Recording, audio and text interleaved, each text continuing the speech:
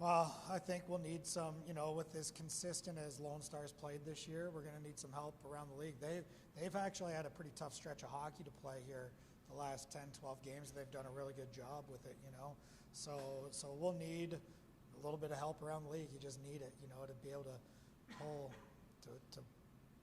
pull them, catch up the 4 points, and then, take over. It's going to take a lot here. We'd have to run the table and hope that we probably get some help from around the league, and that's a lot of tough hockey to play. Sorry, Sue. What kind of pressure does that put on you then going against as a team?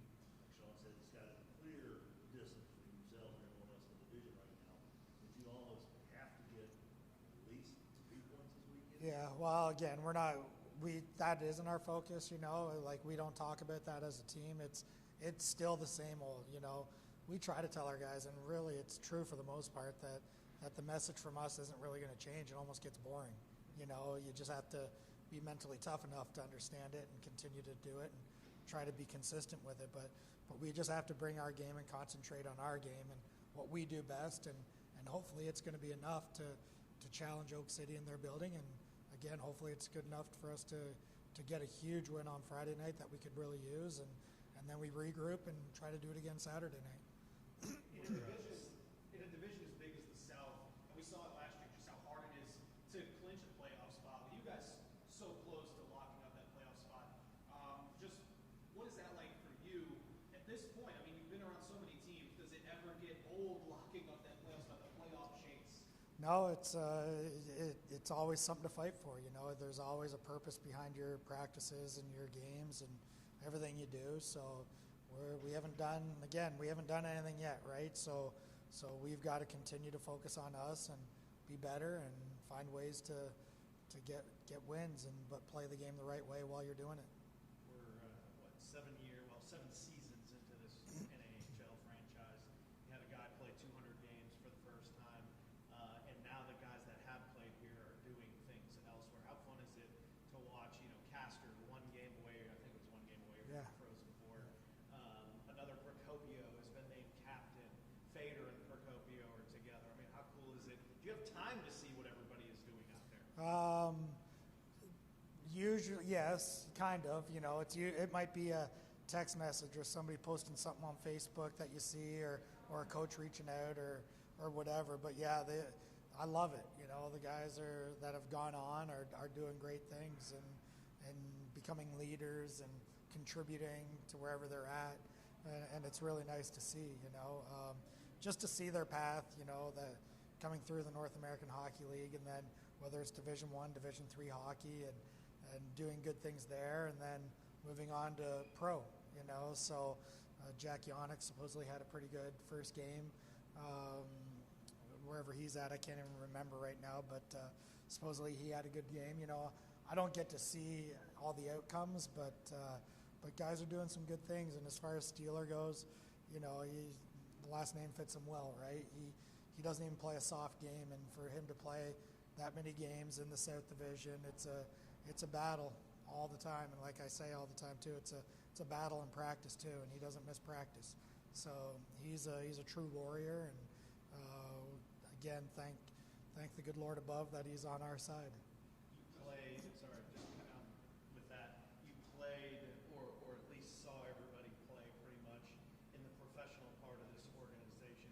Who does Garrett Steele compare to that's a former Mudbug? Whew. That's a good question. Thank you. You're welcome. I'm trying to think. I don't even know if I can put a finger on it. I'm trying to think of somebody that shoots really well, but plays a good, hard, physical game too. He shoots harder than Buck does, but he plays physical like Buck. He hits harder than Buck. Doesn't fight as much as Buck, but Brass was a pretty good shooter. Wasn't afraid to play physical. So you could maybe, there's somebody like that maybe, but again, Steeler is his own guy. He's a beast, former football player that's a full chocolate bunny, and he can play physical and he can play the skill game. So. Going back to what Corey was just asking, tag team, yes.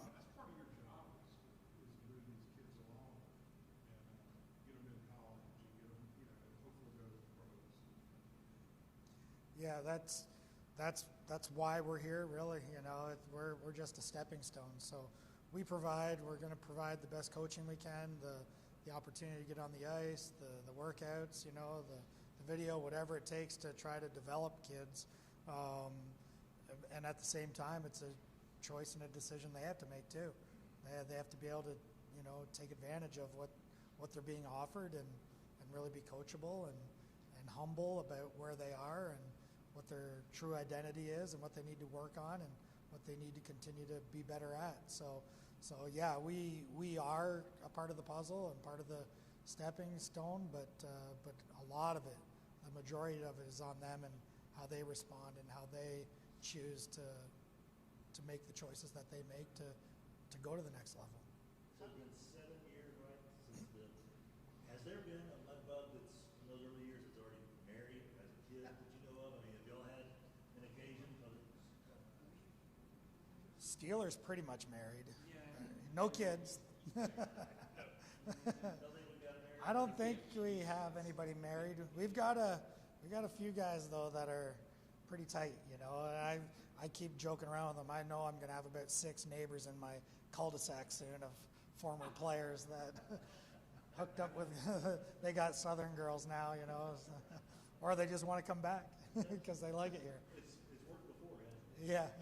I think Don Procopio might be my neighbor one day, and his brother Gio might too one day. But we'll see. Following in your footsteps. Yeah, that's right. What do the opportunities compare to for these kids now that they did when you were their age, trying to make your way to the professional ranks? What? The opportunities, how do they compare now for someone this age compared to when you were that age? Well, I think that the opportunities are somewhat the same when I was their age, you know, but I also think that for me, you know, when I was their age, I didn't know much about, you know, U.S. college hockey. You know, I was playing hockey back in Canada and wanted to play major junior, and that's what I kind of had my heart set on, but and didn't know that much about the college game.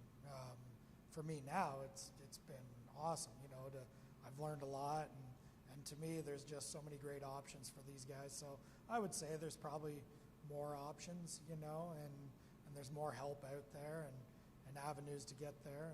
But I just think that the opportunities these guys have, whether it's Division I, Division III, there's so many good programs out there at the college level that you just almost can't go wrong. Any more questions for Coach? Thanks, Coach. Thank you, Chet Yoder. Before we move on to our player portion of today's Mudbugs Media Luncheon, I want to remind our fans about our playoff packs. They're on sale. The deadline is April 10th to turn those in, so be sure to get those as the Mudbugs playoff are approaching. Moving on in our player portion of today's Mudbugs Media Luncheon, he scored a goal on Friday, which is his first goal since January 13th. He's been one of our most consistent players for the Mudbugs centerman, Jaden Golding.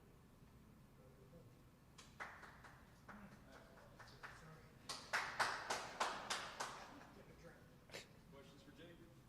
You've now been at these things, you know, a couple times or several times, I guess. They get any easier for you? Do you look forward to these, or is it tough asking these or answering these stupid questions? No, your questions aren't stupid. Don't beat yourself up about it. I mean, I'm not really. I don't get too nervous for these things, thankfully. But yeah, it's always fun to come and answer some questions. Who is the best Mudbug in front of the media? Hadel. Maybe Foster has some of that in him today too. We'll see. But no, Hadel's really comfortable around the camera. He's a fun personality. So. Just got out of the shower, is that what we? Yeah. How important was it for you to be well coiffed coming out here? Really important. Yeah, you gotta look your best. You look good, you feel good, you play good. That's what they say. So it was really important. My hair's still probably not great, but I'm doing the best I can. What's the? Thanks. You know, we deal with this at home. What's the key to when you get out of the shower? You got to put the hat on, even if you're not going to wear the hat later. What's the difference if you don't put the hat on? Right? Just kind of gets flatter, I find, honestly, and it's like just kind of down in my face more. So the hat definitely plays a big role. You gotta get the things at the sides too. So.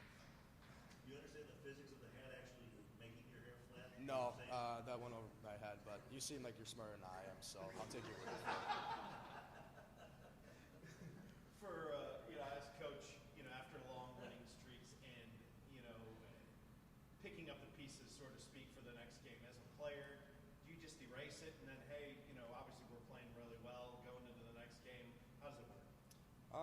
Yeah, I think whenever you are on a win streak and stuff, you kind of lose it. I think it's not necessarily resetting, but I think you kind of got to pick up the pieces a little bit when you lose one. But at the same time, we feel like we've been playing really, really good hockey. You drop one, it's not the end of the world. We just kind of want to build on what we were doing before we lost that one. How weird was it having a day off? Did you get out of a routine at all with that? Or? I mean, it was nice. We still had to come to the rink just to hang out and get a stretch in and stuff like that. But, I mean, I wasn't feeling the best on Monday. I'm always pretty tired after games and stuff like that, so I just kind of laid around, honestly. But it was still nice to just kind of have that time to recover, especially this late in the season.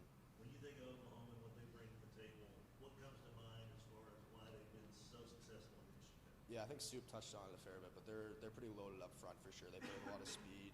They like to spread the ice a lot. We're working on that in practice a little bit, but they attack off the rush really well. They're really talented, really skilled, so I think we just kind of got to play the best defensive game we can and hope we can bury a few. You know, that we're getting to the end of March here. That obviously means playoffs are coming around. You guys don't have to look at the standings to sort of realize that. Is there, just without it being said, do you feel something, the intensity picking up? Yeah, I think so a little bit. Obviously, it's a long season, right? So guys are kind of tired, and it weighs on you a little bit. But I think when you get this close to playoffs, you can kind of, especially in the spot we are, you can kind of taste how close you are to winning. And we kind of had a conversation about that yesterday. So yeah, I think so. I think at this point you kind of want to start really ramping up, so you're not just going into playoffs, I guess, cold, you could say. So yeah, I think you want to ramp up your game this time of year for sure. The last time this team was in the building, I remember that second period in game 2 was you guys had the 2-goal lead going into the second, and it was an avalanche at you guys. But since then, you're playing your best hockey at the right time. Is there any more excitement going into a weekend to kind of gauge where you guys are at against an opponent like this? Yeah, 100%. They're the top team in the league, and we know that. And I think we just kind of want to see where we stand. And to your point earlier, that's what they do, right? They're a really good offensive team. They can score in bunches, and they did that to us here on home ice. So credit to them. But I think you're right. We want to really go in there bring our A game and see where we stack up with them for sure. Because if we want to win, then there's a good chance we're going to have to go through them at some point. So The statistics tell a story. The C on his jersey tells a story. But how do those things translate to real life and what Garrett Steele means to this franchise? I mean, I've only been here 1 year, but you can tell how much he means to the fans and to the coaches and to all the guys in the room. He's an unbelievable person, unbelievable leader. I mean, I can't really say enough about what he's done. I mean, I'm sure it's his second year as captain. I'm sure it's tough to kind of bring in a group of new guys every year and make them feel comfortable around each other. But I think we're a really close team, and that's a really big credit to him. He does such a good job welcoming everyone into the room. And on the ice, like Soup said, he's a beast. He just plays hard, wears his heart in his sleeve, and it's a treat to go play with him every day.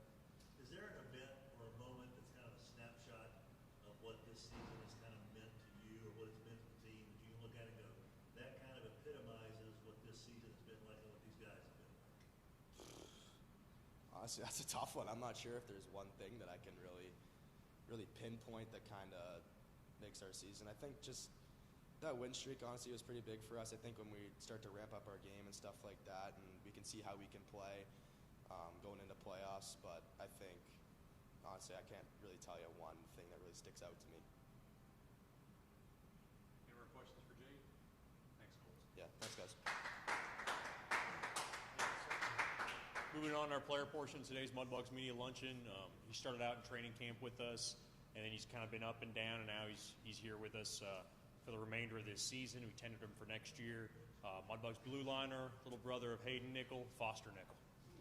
That's so mean. That is so mean, Chad. That was great. I thought that was like little brother. It's like derogatory, isn't it? Yeah, it is, but I'm taller than him, so it's more younger than little. Question for Foster. You know, they talked about Hayden being good in front of the media. Did he give you any tips going into today? No, he didn't, unfortunately. He told me to just figure it out, so I'm learning right now. You gotta feel like you have better hair than him now. Oh, yeah, of course. You know, my hair's longer, so I mean, I think that's going to help me in front of the media a little bit, so. You're like a relative, like a hippie compared to him, right? Yeah. What's it been like? You know, as Chet said, you know, you're no stranger to this organization. You were here earlier this season. But what's it been like to watch not just your brother, but this franchise and now be part of it? It's pretty cool, you know. It's just going through all the steps, first tendering and then getting some games. It's pretty exciting, and the guys are a good group. So coming in, they put me on their wing, so it was an easy transition. So it was good.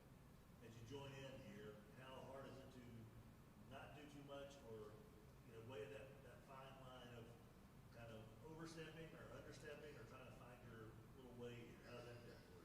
Yeah, it's been good. It's just kind of stick to the game plan every game. So that's what I've just been trying to do. When you're not experiencing every win and loss, now you're here for a playoff push. Does that alter your game at all? Because compared to the guys who have been part of every up and down stretch? I mean, it can for sure, but it's just kind of, just sticking to the process and, listening and, kind of being a sponge and absorbing it all it's kind of what I've been doing. What was it like seeing Hayden go from a guy who he had such a great ending to last year, especially during the playoffs, and now he's become such a fan favorite? I think every real Mudbugs fan knows that name now. Yeah. What has that been like to see his transformation? Well, he's a great guy, right? Like, growing up with him, it's pretty funny. So, I mean, he's pretty likable, I guess, for other people. So, All right, last week, Hayden called out people. yeah. He was calling people out, saying he could take such and such, and so along the line. Some of them were actually present that he did that. So in that case was, I'm going to say it's WrestleMania weekend. This weekend coming up. Are you tag team with him? Can you size him up? You think you could take him? What could happen? Let's see if he's lurking over there. He's not over there, so yeah, I definitely could take him. I think me and Golds could definitely take him. You would turn on him if you were a tag team? Yeah, I might. Oh yeah, okay. Yeah, Chair in maybe. the back. There you Yeah. What can fans that aren't very familiar with your game expect? Your brother, he loves, embraces the physical side and is not afraid to drop the gloves every once in a while. What's little brother like? I'd say I'm physical. Maybe I fight. I don't know. If it comes to me, I might. But I mean, maybe the same as my brother. Whose game is more like your dad's? Is it you or Hayden? I'd probably say Hayden. Any more questions for Foster? Thanks, Foster. Well, we hope you guys come out to Buffalo Wild Wings this Friday. Once again, Buffalo Wild Wings in Bossier City. Be part of a raffle to win that team autograph hockey stick. And we hope you guys tune in once again Friday and Saturday in Oklahoma. Until next time, claws up.